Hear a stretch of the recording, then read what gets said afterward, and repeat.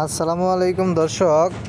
বাইকের আয়কর দেওয়ার জন্য সরকার যে বিষয়টি বলেছে যে প্রত্যেকটা বাইকে আয়কর দিতে হবে, সেই জন্য প্রত্যেকটা বাইকের কিন্তু যার যার জায়গা থেকে এটা তীব্র প্রতিবাদ জানাচ্ছে। তো আমিও এই ভিডিওর মাধ্যমে আজকে কর বিষয়ে কিছু কথা বলবো।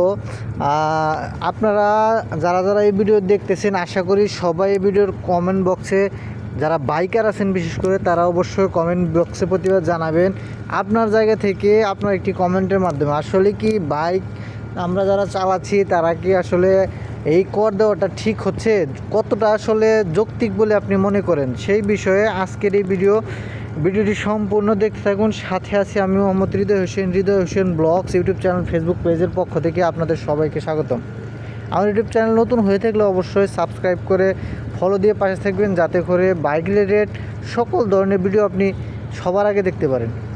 তো এখন আসেন, এই যে আমরা বাইকগুলো চালাচ্ছি, বাইকাররা আসলে একটা বাইকার তার প্রয়োজনের তাগিদে কিন্তু বাইক চালায়।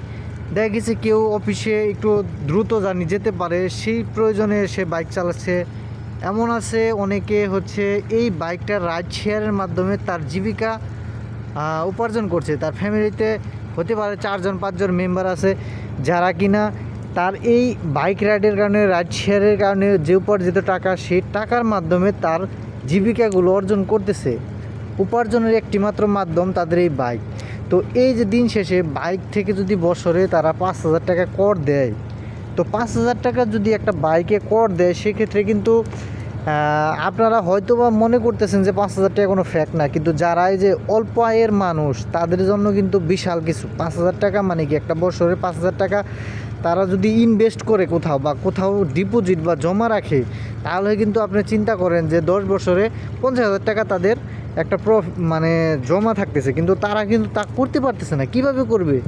একটা বাইকার বা রাইড শেয়ার যারা করে, তারা দিন আনতেছে দিন খাচ্ছে, তাদের যে টাকা জমা রাখতে পারবে ওইরকম কিন্তু তাদের ওই রকম সিস্টেমই নাই। তো জমা রাখতেই পারতেছে না, সে কীভাবে আসলে বছর শেষে 5,000 টাকা দিবে? আমি এটাই বুঝি না। সরকারের কাছে আমার একটা দাবি থাকবে, করজোরে দাবি, যেটা হচ্ছে যে এই বাইক দেখে বাইকের যে মানে করের যে বিষয়টা আপনারা করতেছেন, এটা আসলে আমার মনে হয় না ঠিক হবে। এগুলা আসলে বাইকারদের না করে, যারা এই যে বিলাসবহুল গাড়ি চালায়, বড় বড় কোটি টাকার যারা গাড়ি আছে, তাদের করটা বাড়িয়ে দেওয়ার ব্যবস্থা করুন।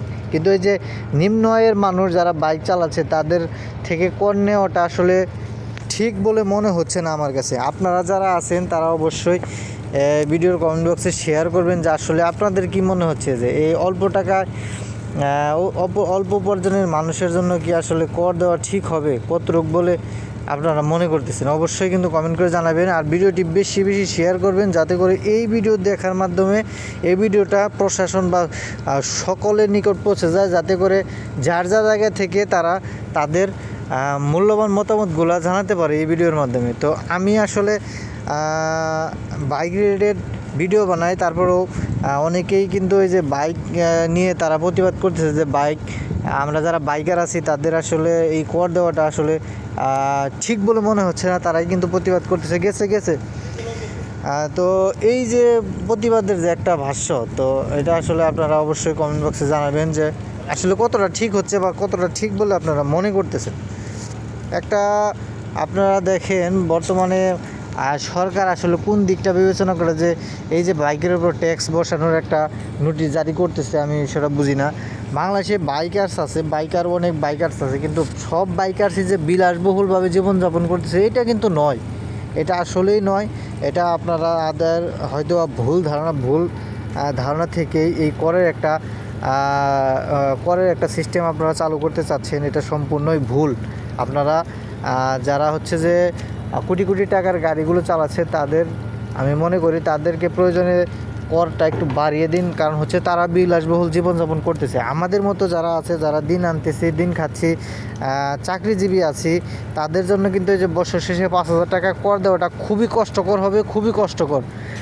তো সরকারের কাছে আমি আকুল আবেদন করতেছি যে এইটা আসলে আমাদের জন্য খুবই কষ্টকর হয়ে যাবে। আপনারা একটু আমাদের দিকে খুবই মানে যেটা বলবো না বললেই নয় যে খুবই সহানুভূতিশীলের হাতটা একটু বাড়িয়ে দিন, যাতে করে আমরা এই সমস্যার সম্মুখীন না হই, এখান থেকে আমরা যেন পরিত্রাণ পাই, সেই বিষয়ে আপনারা একটু খেয়াল রাখুন। তো আজকের মতো এই পর্যন্তই। আপনারা সবাই ভালো থাকবেন, বাইকার্সরা ভালো থাকবেন, সুস্থ থাকবেন, অবশ্যই ভালো কাজের সাথে থাকবেন, অবশ্যই আমার জন্য দোয়া রাখবেন। আসসালামু আলাইকুম ওয়া রাহমাতুল্লাহি ওয়া বারাকাতুহু। অবশ্যই চ্যানেলটা সাবস্ক্রাইব করে পাশে থাকবেন।